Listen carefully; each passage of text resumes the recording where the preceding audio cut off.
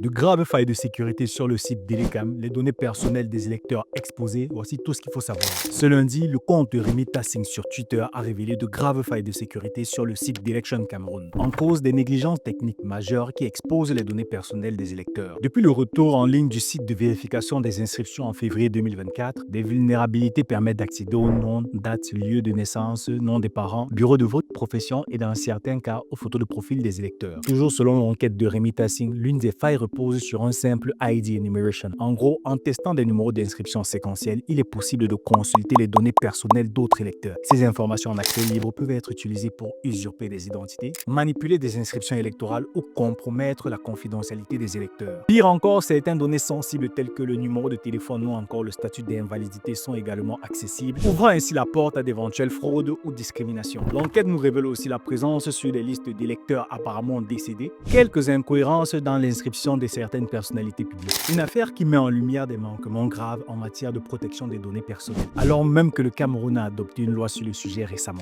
Jusqu'ici resté silencieux, Elecam vient de réagir à travers un communiqué publié ce jeudi dans lequel il dénonce la diffusion des données erronées par des individus qui cherchent à manipuler le fichier électoral. Il ajoute que la gestion des inscriptions reste rigoureuse et transparente, appelant ainsi le public à se fier uniquement aux canaux officiels. Toutefois, dans le communiqué, Elecam ne mentionne pas directement les failles de sécurité révélées par Rémi Tassing, laissant ainsi en suspens les inquiétudes sur la protection des données des électeurs. En définitive, cette situation pose un sérieux problème de sécurité des informations électorales et interroge sur la fiabilité du processus électoral à venir. Ce communiqué est-il convaincant selon vous?